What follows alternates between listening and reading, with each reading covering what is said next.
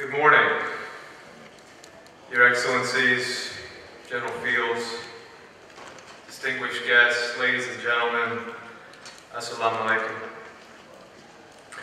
It's a pleasure to be with you this afternoon, and it's great to see the incredible number of leaders from the public sector, the private sector, from civil society who are here demonstrating a commitment to the future of Afghanistan.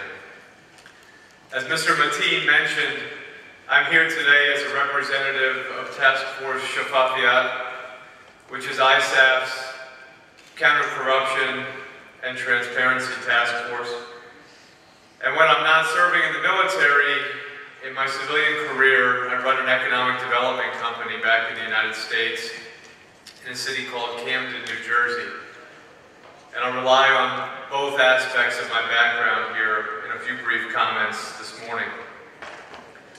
I suggest that we can all agree, and what we've heard over the last 2 days, is that the future stability and prosperity of Afghanistan demand a transparent and accountable economic system, one that is relatively free from corruption, one that protects the rights of businesses, business owners, the rights of investors, and most importantly, one that values the needs of average Afghan citizens.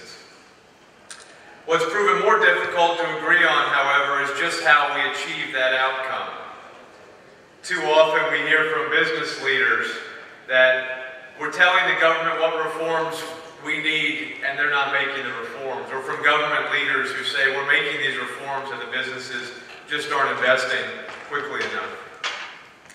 And what I will submit to you today is that what is missing is the critical partnerships between the public and the private sectors needed to create that vibrant business environment. And we've heard over the last few days about the beginnings of these partnerships and the seeds that are being sowed. But what I'll submit to you is that the path forward is through more robust and stronger partnerships. Before I get into the details there, I do want to thank the conference organizers for inviting ISAF and Shafafiyat to present. And some of you may be asking, why is Shafafiyat speaking at a conference that talks about construction and supply chain management? And there really are two answers to that. The first is that, as we've heard, on budget, donor contributions are going to be a major driving force for investment in this country still in the near term as we look out over the next few years. And as you are all well aware, the conversation is happening in national capitals across the world where donors are asking the question, how can we be sure that our dollars are going to benefit the people of Afghanistan and this wonderful country?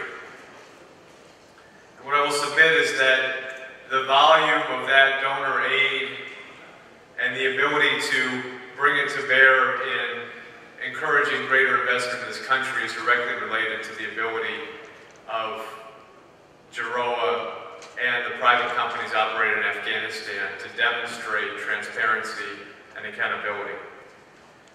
The second reason, of course, is that all of us together have given a great deal to see the progress that has happened over the last 10 years, and those in Afghanistan have given for many more decades before that. And we owe it to those who have made the greatest sacrifices to ensure that we take the progress that has been made, institutionalize it, and expand and grow from here. Although these are major priority issues for ISAF, I don't mean to suggest for a moment that we are working on these issues alone. In fact, far from it. Everything that we do in partnership and under the leadership of great public, private, and civil society organizations, many of whom are in the audience today. And let me give you just one example of this point, and it follows on with the wonderful presentation that we had from the Ministry of Mines of just the last panel, and it is the extractive industry sector. We're all aware of the great hope that the extractive industries offer for the country of Afghanistan.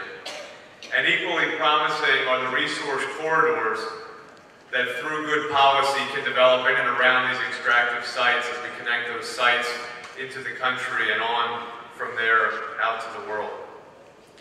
But these opportunities will only present themselves if Afghanistan is able to connect itself firmly to world markets.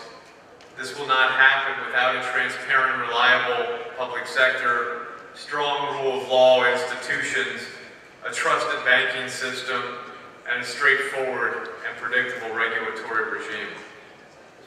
The good news is, as we heard just a moment ago, despite some early bumps in the road, great progress is underway in this sector. And what's more encouraging to me is that this progress has been made through great public sector leadership, but also through partnership with great private and civil society organizations. Let me talk for just a moment about the public sector.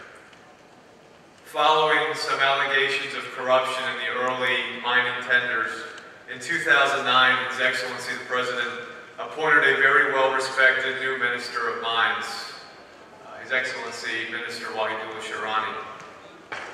And under Minister Shirani's leadership, the Ministry of Mines has begun to publish contracts online, has pushed for an increased professionalization of the staff, has made significant changes to the legal and regulatory frameworks, incorporated civil society, and committed to AEITI, the Afghan Extractives Industry Transparency Initiative, which brings world-recognized standards of transparency to Afghanistan's extractive industry. And the minister and his team deserve great credit for making these reforms, but as you look behind the scenes, you see, and on the slide that the ministry presented a few moments ago, you see the other entities that were involved, the private sector entities, international organizations, the Monitoring and Evaluation Committee, private companies, international NGOs, all of whom have worked together in leading the way to both pushing for the kinds of reforms that are required, to helping to add capacity, and to pushing the word to the international community that change is underway. Now, the extractive industries are by no means a perfect model. There's certainly a lot of progress that still needs to be made there, but we see great indicators of progress in the tenders that have been issued, the interest of the international market, and some of the first projects coming online. I want to close this morning with a personal story that may put some of this in a broader context. I mentioned before that my private sector career is running an economic development company back in the United States. The city I work in, Camden, New Jersey, is one of the 2 or 3 poorest, most violent cities in America. In fact, the rate of violent death in my city is twice as high as it is in Afghanistan.